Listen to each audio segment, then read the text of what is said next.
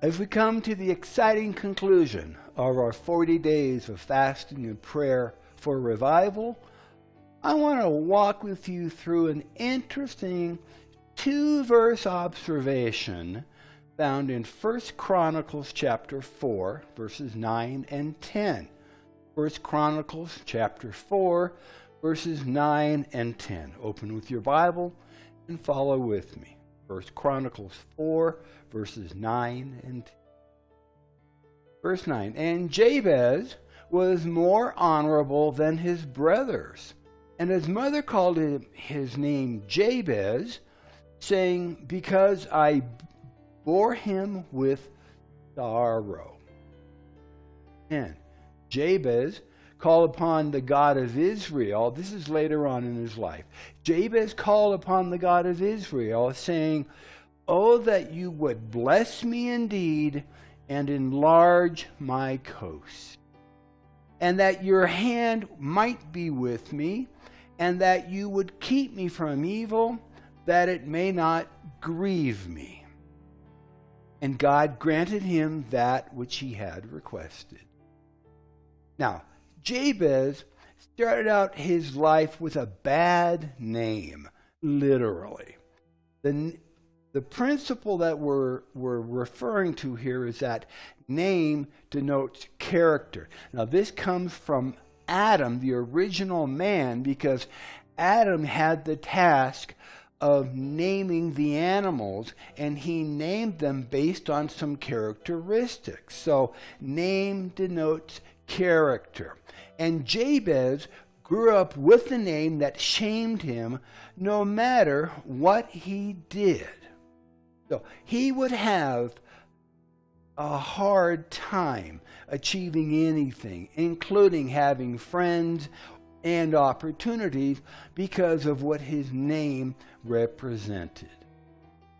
But God always has the last word. Look at verse 9. Verse 9. Jabez was more honorable than his brothers, in spite of his name and what his name. Somehow, Jabez's character was very different from what his name said about him. And in the middle of all of this anxiety, opposition, and frustration, Jabez had a relationship with the Lord that God would later honor. Not only did Jabez know about God, he had confidence that God would hear his prayers and that God would answer them. And we can know this because Jabez had asked for the Lord to do things that would benefit others as well as himself, and he approached the Lord with boldness, not hesitating or doubting. The phrase enlarge my coast meant to enlarge his sphere of influence. That in and of itself was a huge request. Remember that his name meant that his mother had birthed him in sorrow. What was that sorrow?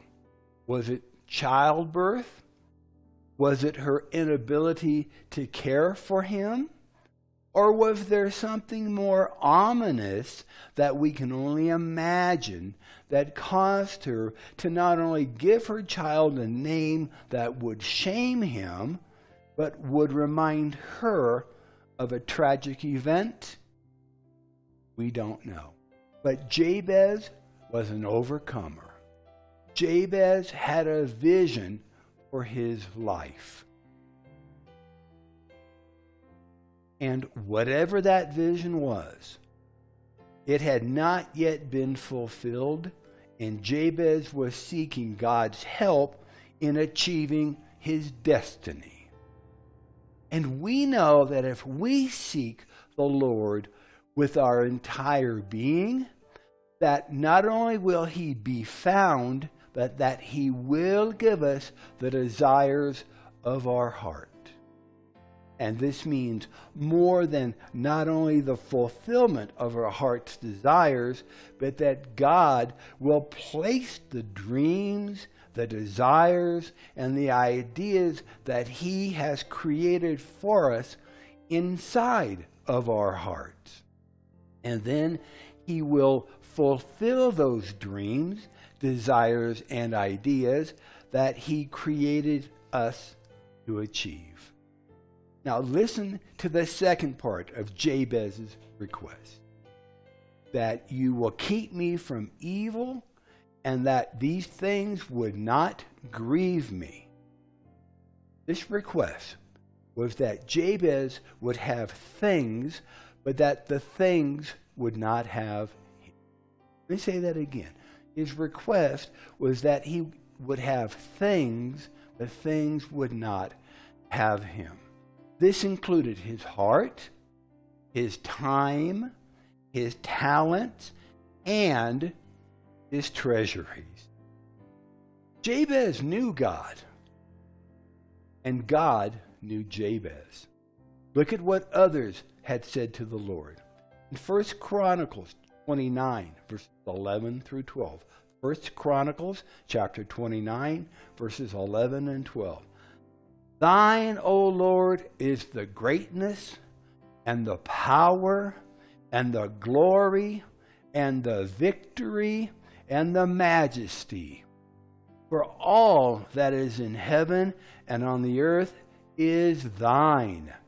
Thine is the kingdom, O Lord, and thou art exalted as head above all. Both riches and honor come of thee, and thou reignest over all. And in thine hand is power and might. And in thy hand it is to make great and to give strength to all. 1 Chronicles 29, 11 and 12. Proverbs chapter 10, verse 22. Proverbs 10, 22. The blessing of the Lord, it makes rich, and He adds no sorrow to it. The blessing of the Lord, it makes rich. He adds no sorrow. In 1 Kings chapter 3, we read 1 Kings chapter 3, verses 7 through 14. Solomon prayed to the Lord, and he said, I am but a little child. I know not how to go out or how to come in. And thy servant is in the midst of thy people, which thou hast chosen, a great people that cannot be numbered nor counted for multitude. Verse 9, give therefore thy servant an understanding heart to judge thy people, that I may discern between good and bad. For who is able to judge this thy so great a people? And this speech, this request, this prayer, this petition pleased the Lord, that Solomon had asked this thing.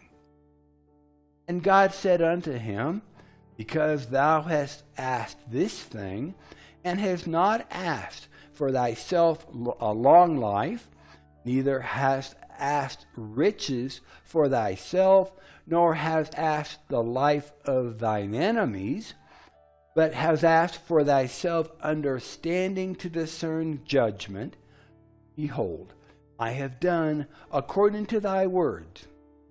Lo, I have given thee a wise and an understanding heart, so that there was none like thee before thee, neither after thee shall any arise like unto thee. Verse 13, and I have also given thee that which thou hast not asked, both riches and honor, so that there shall not be among the kings any like unto thee all thy days. And if thou wilt walk in my ways to keep my statutes and my commandments, as thy father David did walk, then I will lengthen your days. In 1 Kings chapter 4, 1 Kings chapter 4, verses 29 and 30. And God gave Solomon wisdom and understanding exceeding much, and largeness of heart, even as the sand that is on the seashore. And Solomon's wisdom excelled the wisdom of all the children of the east country and all the wisdom of Egypt. Jabez was able to approach the Lord with such bold requests because of his humbled heart. And a humble heart is a part of obedience that comes from fasting and praying. And it pleased the Lord to bless Jabez and to honor his requests, just as for King David and for King Solomon. So if you've been following with us, and if you've joined your faith with ours throughout this revival campaign, you are in a position of favor to ask the Lord whatsoever you want.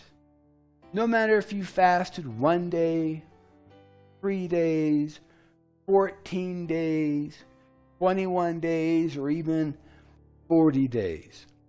1 John 5, verses 14 and 15 reminds us, and this is the confidence that we have in Him, that if we ask anything according to His will, He hears us. And if we know that He hears us, whatsoever we ask, we know that we have the petitions that we desire of Him. Thank you for joining with us. Thank you for praying with us and for praying for us. Thank you to those who have supported us financially as well. The blessings of the Lord belong to those who seek Him and ask. This is Pastor Steve. Our church is La Viña de Gracia in La Calera, Colombia, a little ways outside of the capital city of Bogotá. So until next time, may the Lord richly bless you, prosper you, and keep you safe as you follow hard after Him. Be sure to send us your testimonies of what the Lord has done for you and those around you as we complete this 40-day time of fasting and praying and seeking the Lord in all things. And we'll see you next time. God bless.